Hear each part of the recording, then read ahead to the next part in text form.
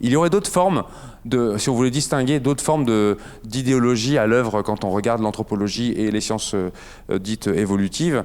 On pourrait parler de patriotisme ou d'ethnocentrisme. J'y reviendrai notamment dans le cours sur l'histoire, sur ça. Je vous glisse juste une petite histoire rapidement, l'histoire de l'homme de Piltdown, qui est une histoire en fait qui ne se comprend que si on pige que les enjeux patriotiques sont légion quand on travaille sur les restes anciens et notamment les restes des hominidés. L'histoire de l'homme de Piltdown, je vous la fais en hyper bref parce qu'elle est longue, complexe et tout, mais en 1912, il y avait un type qui s'appelle, ça va me revenir tout de suite, il s'appelle, eh ben non, j'ai mangé son nom, il est archéologue amateur, il trouve un crâne tout à fait stupéfiant dans le Sussex en Angleterre, et il le déterre, et puis il va le montrer au conservateur du musée local qui s'appelle Woodward. Lui, j'ai oublié son nom, c'est incroyable ça. Et donc il lui apporte, et il se rend compte que il a l'air super vieux ce crâne, c'est complètement incroyable, le crâne a l'air tout vieux, tout patiné et tout, et puis il a une mâchoire tout à fait étonnante, et donc il se met à triper dessus, tout le monde s'en empare, et on l'appelle Eoanthropus, alias l'homme de l'aurore, et tout le monde est ravi en Angleterre.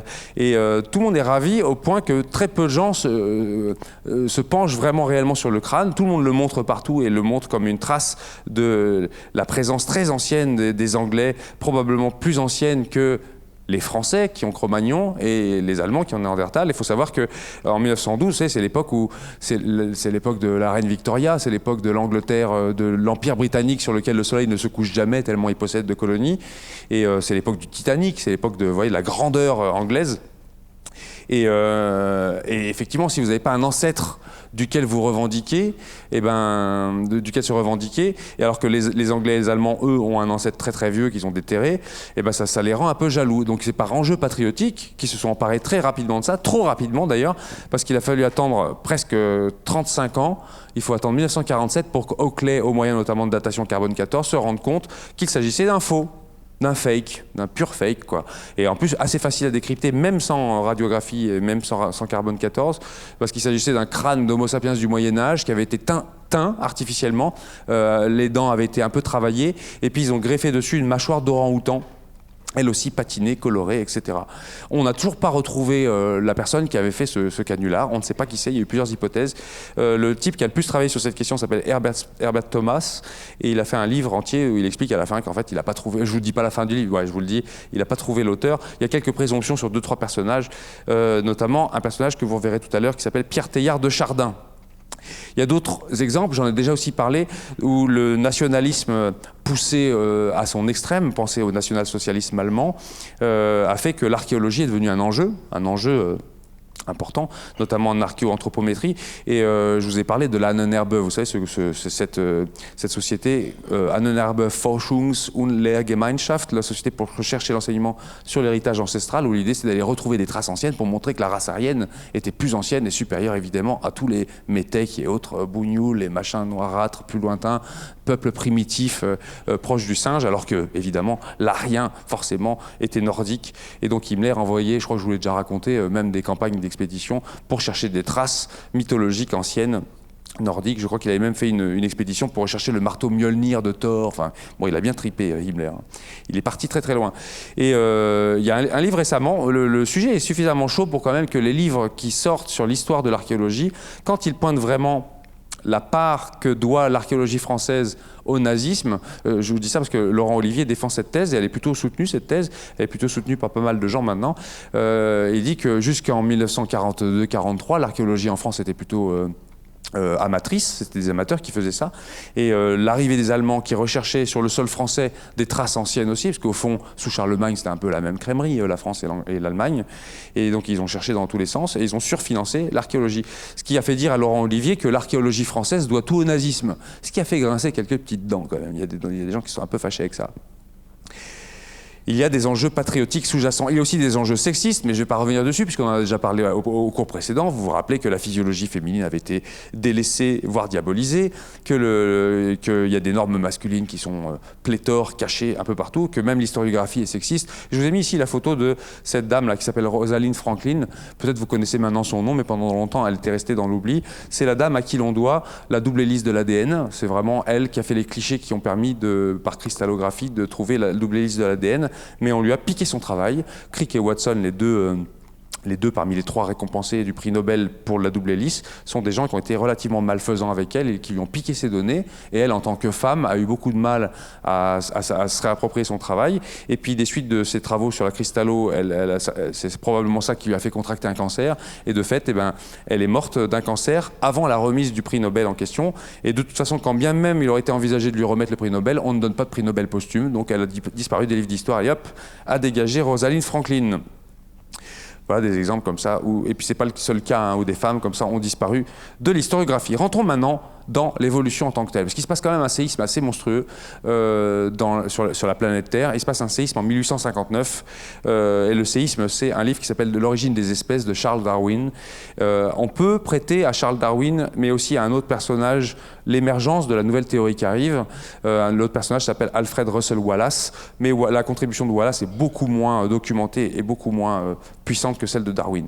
Mais jusqu'avant Darwin, il y avait déjà des histoires d'analyse de comment les humains avaient pu apparaître. Parce que, évidemment, la question centrale pour les humains, c'est les humains. Il y a une sorte d'anthropocentrisme permanent là-dessus.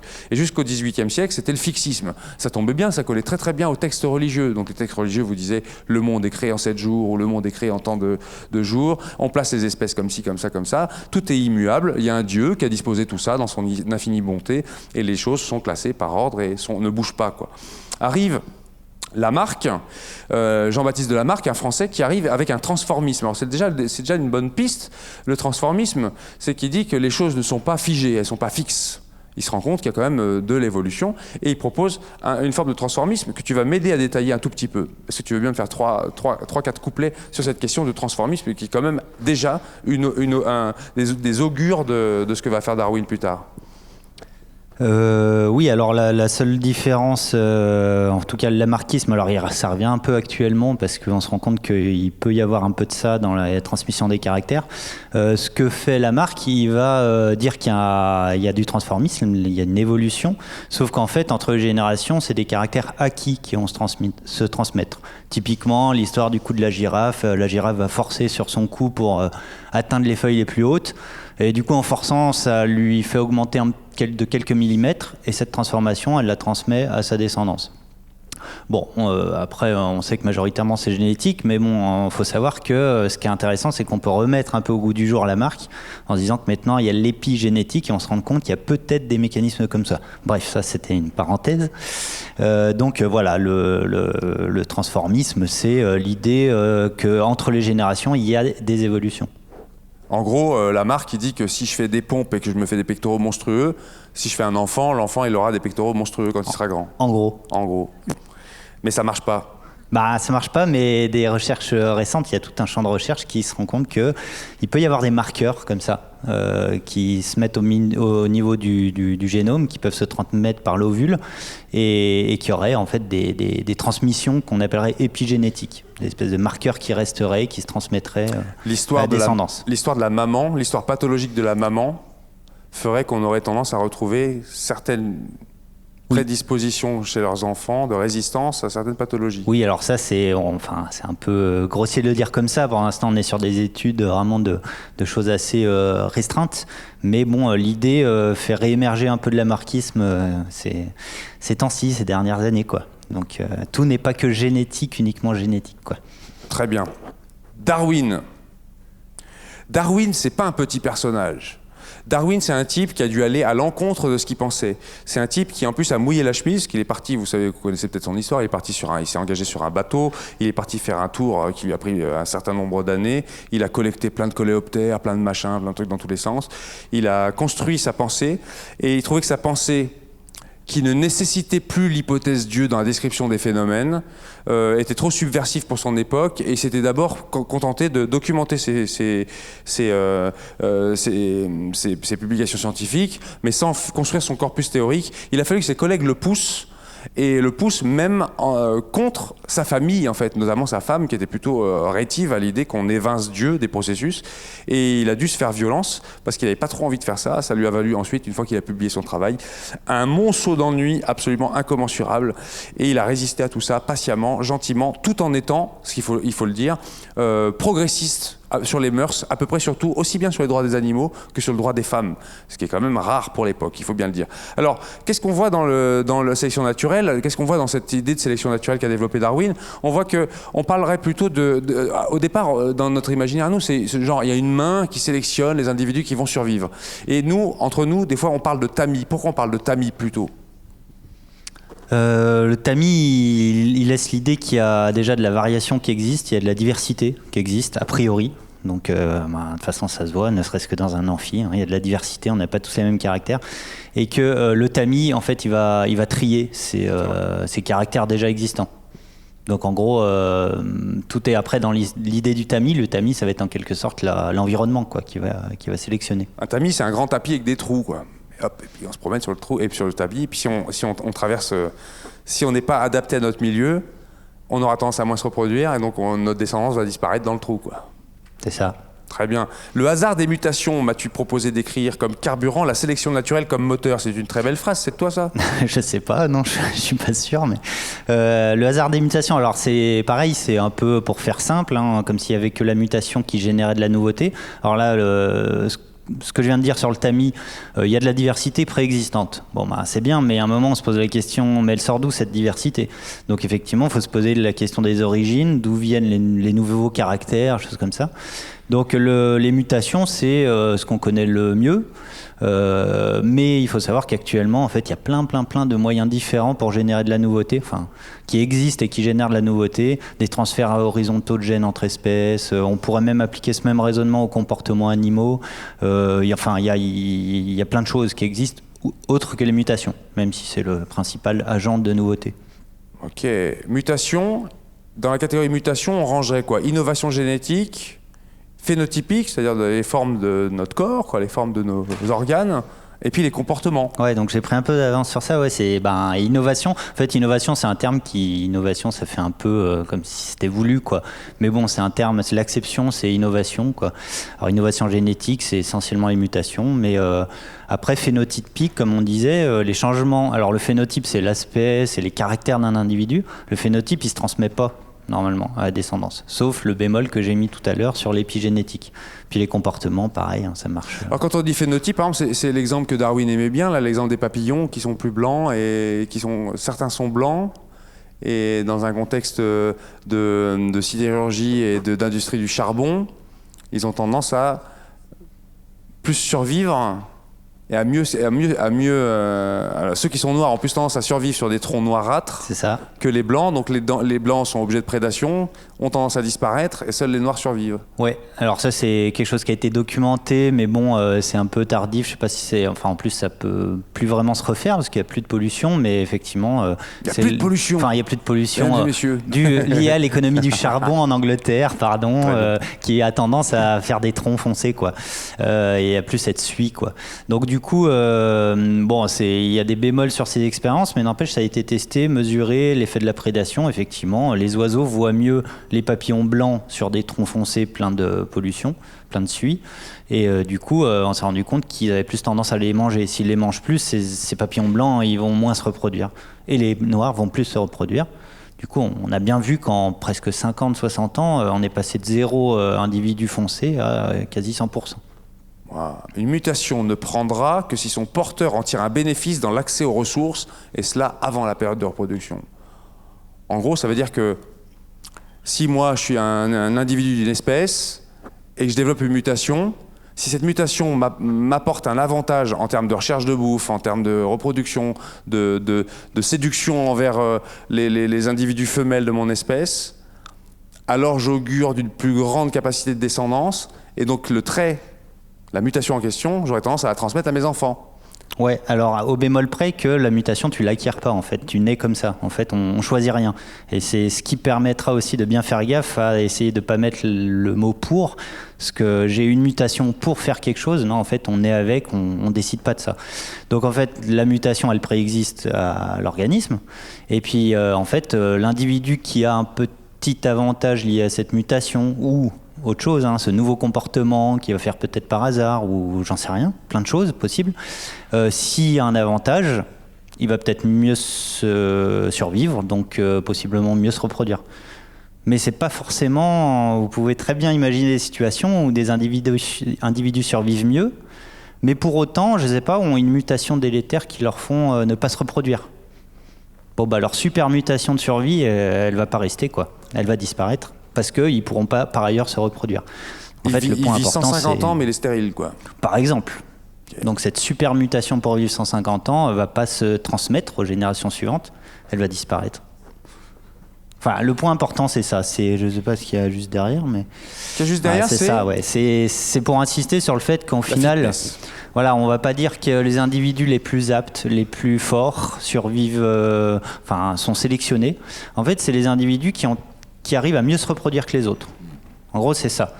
Par n'importe quel moyen, n'importe quel type d'avantage. D'où les avantages de la sélection dite sexuelle, notamment chez les oiseaux, voilà, des belles parures, des choses incroyables qui en fait ne servent pas à leur survie en tant que telle, mais augmentent leur capacité de reproduction. Bon, en fait, voilà, on a lentement hésité avant de mettre ça, mais si on veut essayer de le faire vite, en gros, chaque colonne, ça serait une génération. Et là, on se rend compte que, par exemple, à un moment, on peut avoir certains variants, des nouveaux caractères qui arrivent. Alors, les boules représenteraient des individus, et puis les caractères, les couleurs différentes. Au bout d'un moment, il y a peut-être une couleur différente qui va mieux se reproduire que les autres, si on remarque. Et puis, juste avant le pointillé, on voit que la majorité, c'est du... Parce que moi c'est l'horreur pour moi, je suis daltonien. Oui, en fait, nous avons un mutant je vois pas son pointeur rouge, en fait. Il a une mutation qui fait qu'il ne voit pas le laser rouge. Donc je suis préposé au laser rouge. Je ne sais pas si ça va augurer de sa capacité reproductive. J'espère pas. Voilà, là, donc, c'est du bleu. Voici les bleus. Je montre les bleus, là. Il y a beaucoup de bleus. Donc les bleus sont devenus majoritaires. En fait, ils sont devenus majoritaires simplement parce qu'ils sont mieux reproduits. Pourquoi, comment, par différents moyens, on n'en sait rien. Mais en tout cas, ils sont devenus majoritaires. Bon, après, on peut imaginer catastrophe, tout le monde meurt, voilà. Mais puis après, ça peut être d'autres. Donc on voit on voit qu'une espèce, c'est une photo de famille, il y a de la diversité, et qu'on dit qu'il y a des caractères moyens. En gros, juste avant les pointillés, l'espèce, c'est pas des bleus, parce qu'il y a aussi d'autres. Mais majoritairement, ils sont bleus. Bon, voilà, l'idée, c'est de bien garder en tête que... l'évolution d'une population, d'une espèce se fait par l'augmentation du taux de reproduction des individus les plus aptes à se reproduire. Et c'est plus sympa que les individus les plus aptes à survivre ou à être les plus forts ou à mieux manger les autres en tant que prédateurs, ou des choses comme ça. Les erreurs d'interprétation maintenant. Alors, voici un arbre assez particulier qui va nous servir de refrain. Je te pose la question, le darwinisme, c'est la loi du plus fort ? Comme on dit tout le temps. Du coup, comme on vient d'en parler, a priori, c'est pas forcément la loi du plus fort. C'est celui du plus adapté à son milieu. En tout cas, du plus adapté à son milieu à un instant donné, parce que le milieu peut changer. C'est bien tout le problème. Très bien. Est-ce que... on parle de théorème et pas de théorie. En fait, je vous l'ai dit tout à l'heure, parce que la théorie est très très solide et on parle de théorème justement pour pas tomber dans l'effet paillasson. Vous savez, ce glissement de mots entre le sens commun et le sens scientifique. Et que théorie, c'est pas mou, vous voyez, c'est pas forcément mou. La théorie de la gravitation est quelque chose de très solide, la théorie de l'évolution aussi. Les espèces luttent-elles pour leur survie, cher ami ? Alors, on dit souvent ça. Oui, les espèces luttent-elles. Alors là, il y a plus. Enfin, c'est super intéressant. C'est le genre de phrase que vous voyez à chaque fois dans les reportages animaliers ou choses comme ça, où il y a des raccourcis de langage qui laissent justement des conceptions vraiment mauvaises. Typiquement celle-ci, les espèces luttent pour leur survie. Mais les martres, par exemple, tu vois, elles se battent pour leur survie. Tu vois. Oui, mais toutes entre elles se sont mis d'accord et elles se sont dit ça marche bien pour survivre. Toutes entre elles. Alors il y a un problème, l'espèce lutte pour. En fait, l'espèce, tous les coléoptères du Botswana se sont pas mis d'accord pour lutter pour leur survie. Alors, la première chose, c'est qu'on se place pas au niveau de l'individu. Et puis après, il y a le pour. En fait, ça veut dire qu'on choisirait nos caractères pour survivre, sauf qu'on a dit tout à l'heure qu'en fait, on décide pas de nos caractères. On est avec, point. C'est comme ça, on n'y peut rien, on est avec. Donc il n'y a pas de pour, il n'y a pas d'intention. Il n'y a pas d'intention. Le darwinisme social, on entend parfois ça, vous avez déjà entendu ça peut-être, le darwinisme social qui ferait que par exemple, il est légitime que les patrons dirigent le monde parce que les patrons ont réussi dans ce monde et donc c'est-à-dire que c'est les plus adaptés à leur milieu, alors que les pauvres qui sont vraiment des ploucs et des tout sales et descendants, eux méritent vraiment pas qu'on les aide en fait. Il y a des programmes qui ont été développés notamment par un type qui s'appelait Spencer dans les années 20 qui disait qu'il fallait arrêter de donner des allocations familiales parce qu'on encourageait les fins de race en quelque sorte à se reproduire alors qu'en fait il valait mieux plutôt faire se reproduire l'élite du pays. Est-ce que c'est du darwinisme ça ? Bah, c'est pas du darwinisme du moment où en fait on influe déjà sur le mécanisme. C'est-à-dire si l'homme décide lui-même des changements d'environnement, des mesures qu'il va prendre, bah, il y a quelque chose un peu de tautologique qui se mord la queue. Là, en fait, on n'est plus enclin à la sélection naturelle en tant que telle, quoi. Ok. Et j'ai marqué, l'humain est-il en haut de l'arbre de la vie? Alors je vous montre avec mon petit laser. Voici un arbre de la vie, assez classique. Et en haut, l'homme, ici. Est-ce que l'humain est-il en haut, est-ce qu'il est en haut de l'arbre de la vie, cher ami? Bah oui, c'est ce qui est sur le document. Sur le dessin, voilà. Est-ce que cette représentation-là tient la route? Moi, ça me va bien. Alors, cette représentation, elle est ancienne et elle a duré très très longtemps encore. Il y a un premier problème, c'est que l'arbre, il s'enracine déjà, il a une base. Il est enraciné à la base, comme s'il y avait des traits ancestraux qui auraient arrêté d'évoluer. Mais en fait, tous ceux qui sont notés à la base, là, en fait, c'est des actuels, hein. C'est pas des fossiles. Hein. Les éponges, les voilà, vers. des éponges, mais comme s'ils étaient restés à une échelle et ils n'auraient pas continué d'évoluer. Et du coup, tout en haut, ben, forcément, on met l'homme, mais ça, pareil, c'est subjectif. On a pris les caractères de l'homme, on a tout fait en référence à l'homme, mais en fait, on pourrait faire exactement la même chose avec la myxine, ce qui est sur la gauche, là, ou les pétrométhonzantines. D'accord, je vois que tu lis bien. En fait, non, mais... il me semble que vous avez eu la chance par rapport à moi, ou lui, par exemple, moi j'ai étudié ça à l'école, j'avais l'arbre, vous voyez, avec une direction probablement divine, qui était donnée donc par une impulsion probablement divine, qui dirigeait vers l'humain. Et on se rend compte, en fait, il n'y a aucune raison de mettre l'humain en haut, parce qu'en fait, l'argument de dire bah, tout a congrué pour que l'humain soit ici, un lombric pourrait tenir le même discours, ou un géranium aussi. Le géranium pourrait dire bah non, regardez, en 2017, je suis là aussi, moi, donc je suis aussi le couronnement de l'évolution. Ce qui fait que vous, je crois que dans vos bouquins, vous avez étudié le buisson, c'est-à-dire cette forme sphérique-là, et qui représenterait au milieu l'ultime ancêtre commun, que vous appelez Lucas, je crois, dans votre jargon, les branches qui s'arrêtent, les espèces qui se sont éteintes au fur et à mesure, et en surface, toutes celles qui nous sont contemporaines maintenant, sans aucune direction privilégiée, sans tronc. Il y a un documentaire, et c'est assez rare, qui montre ça de manière simple, efficace, compréhensible même par des jeunes esprits, et qui ne fasse pas faute là-dessus. C'est un documentaire qui a été fait par Didier Van Verbeke en 2008, qui s'appelle « Espèces d'espèces ». Voici un extrait tout à fait réjouissant, à mon goût. Parmi les innombrables classifications qu'on a imaginées, je vais découvrir toute une série d'embranchements qui me relient à toutes les espèces vivant sur Terre. Alors ensuite, dans les erreurs d'interprétation, vient la question de la linéarité. Le processus est-il linéaire? Alors il y a des représentations que vous avez déjà vues, genre ça. Il y en a une sur mon t-shirt aussi d'ailleurs. Il y a celle-ci qui est une variante, voilà, vous avez déjà vue, encore une autre. Voilà. Et celle-ci qui intéressera peut-être ceux qui travaillent sur les discriminations. Il y a quelque chose qui cloche là, non? Bah, du coup, ça revient à la notion de chaînon manquant dont on parlait tout à l'heure. Parce qu'en fait, l'image du haut, entre le singe et l'homme, c'est quoi? C'est un intermédiaire. L'australopithèque, c'est un intermédiaire entre les deux. Enfin, c'est pas clair, quoi. Si à gauche, on a un singe et à droite, l'homme moderne, on peut pas faire une continuité nette entre les deux étant actuels. Ok, très bien. Ça veut dire que le dessin animé que j'adorais regarder quand j'étais petit, Il était une fois l'homme, le générique est faux. Je vous le montre.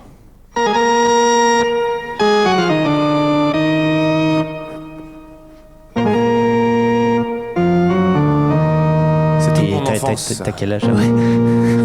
J'ai 75 ans.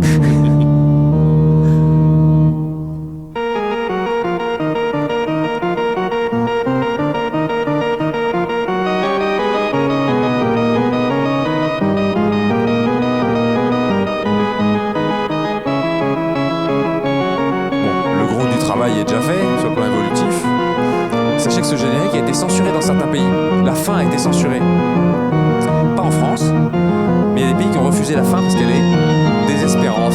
Et c'est vrai, pour ceux qui s'en rappellent pas.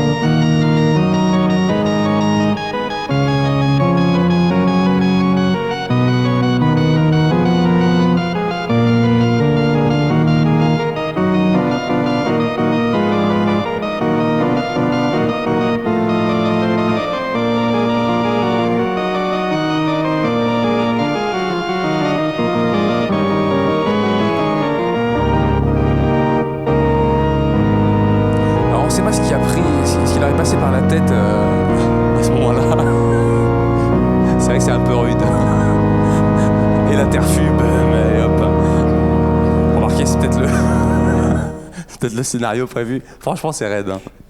C'est vraiment là, là, clairement, on voit la linéarité, comme s'il y avait qu'une seule direction, un seul processus possible, comme si ce qu'on dirait que c'est non contingent, quoi. Il n'y a pas d'autres options. On sait que ça va aller vers l'explosion de la Terre, apparemment. Enfin, voilà, il y a une direction, une seule. J'ai un documentaire à te montrer, à soumettre à tout le monde ici, qui porte presque le même nom que le précédent. Le précédent s'appelait Espèce d'espèce, et ne confondez pas, car celui que je vais vous montrer contient un nombre d'erreurs absolument inouïes, et il s'appelle L'Odyssée de l'espèce. Il a été notamment réalisé par Jacques Malater en 2003. Vous l'avez peut-être déjà vu, c'était des images de synthèse et tout, ça a fait triper tout le monde à l'époque. Et il y a un passage qui vaut son pesant de cacahuètes, comme on dit. Je vous le montre. Essayez de ne pas tomber dans les pommes en regardant ça, ça va te mettre en rogne. Bon, mon effet est raté parce que ça se lance pas. Hop, je rappuie. Voilà. Aucun d'entre eux n'a jamais fait ça. Il va prendre un risque énorme.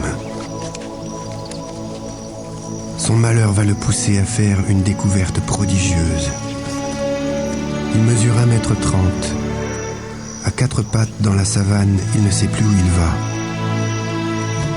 va. Alors, il se dresse sur ses 2 pattes arrière. Et là, il voit. Il voit. Il observe. Il voit. Et dès qu'il veut se déplacer, ça recommence. Être à 4 pattes l'empêche de voir. Alors, il a une deuxième intuition. Il va avancer, mais debout. Et le plus longtemps possible.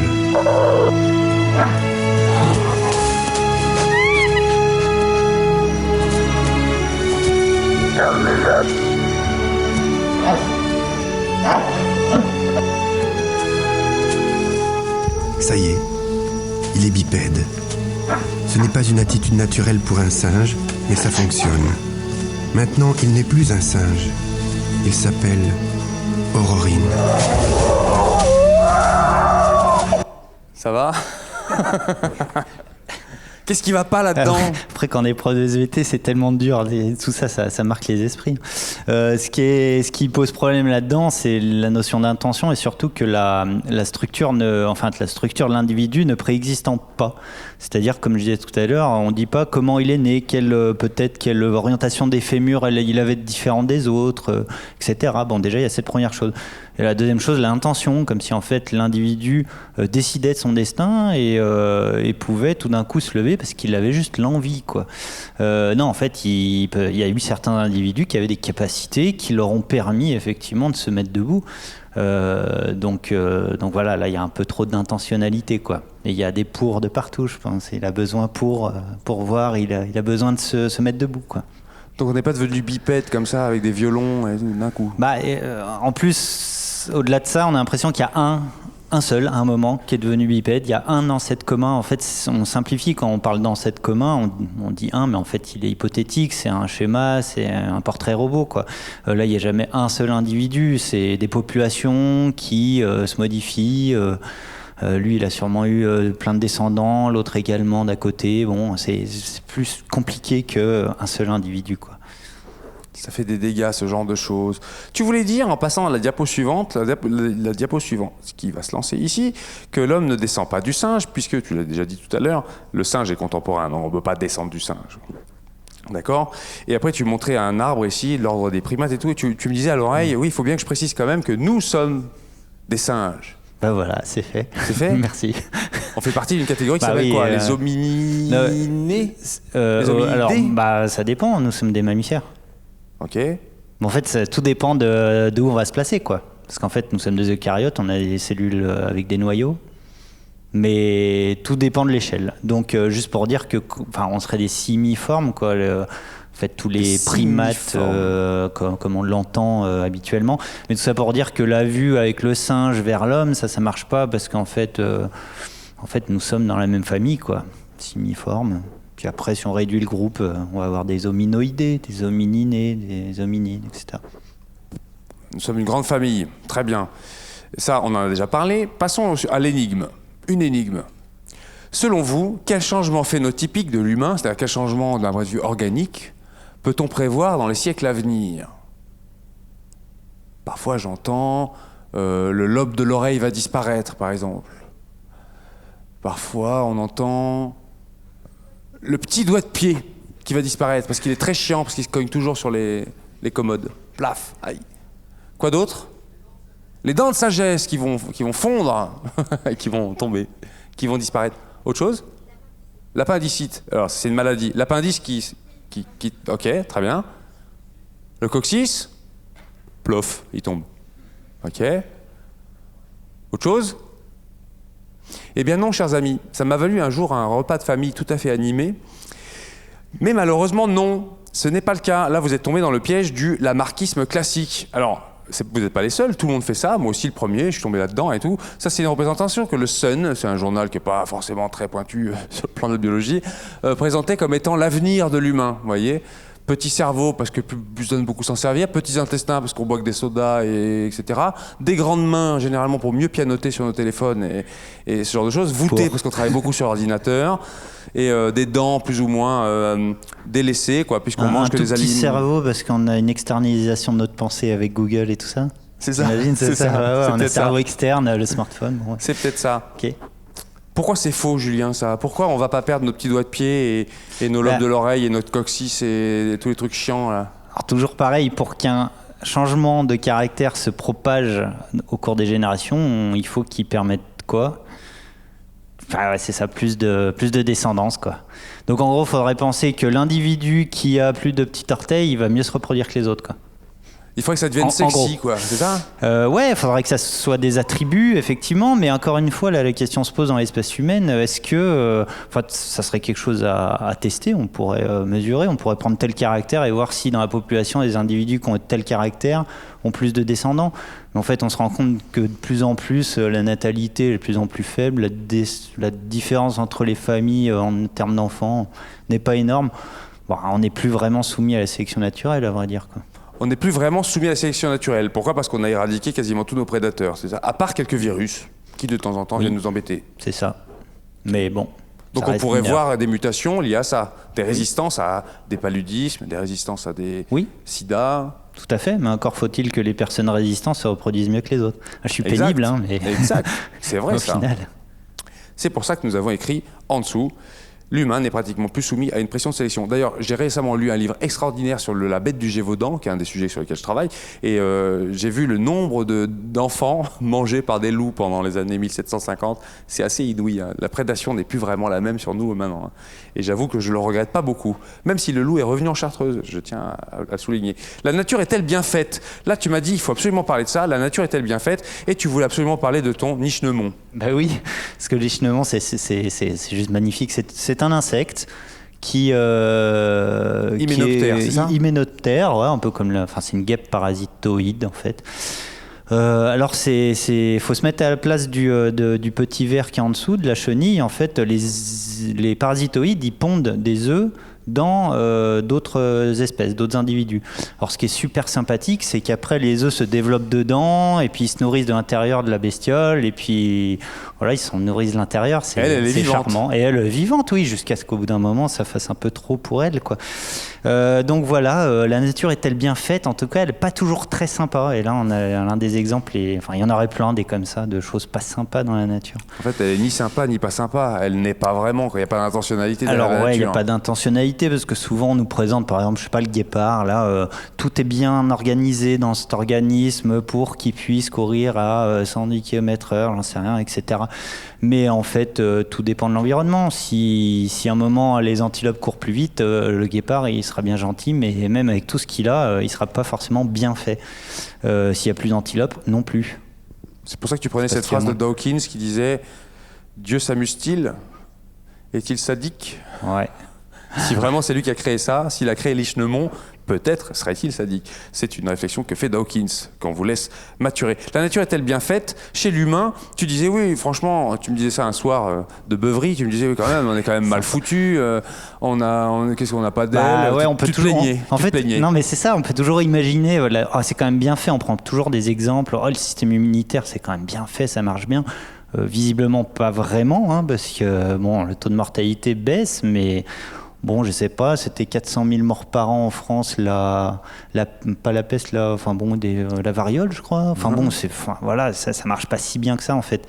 Et puis on pourrait même imaginer qu'on pourrait avoir des choses ce serait super chouette d'avoir des ailes quand même. C'est pas si bien fait que ça, c'est quand même pénible de marcher jusqu'au centre-ville quand on a loupé le dernier tram, quoi. Vous voyez, bon. Moi, à chaque fois, j'essaie d'inventer des nouveaux caractères qu'on n'a pas et qui seraient bien mieux. Par exemple, tu mets pas beaucoup de poils, tu rêverais d'être plus poilu, c'est ça? Je sais pas, moi j'ai eu un TPE il y a pas longtemps justement d'élèves qui imaginaient pourquoi il n'y a pas d'animaux avec des roues. Bon, ils ont complètement craqué, hein, mais la question était bonne. Et la question était bonne, pourquoi pas, hein? Par contre, on a plein de trucs qui font chier, si j'ose dire.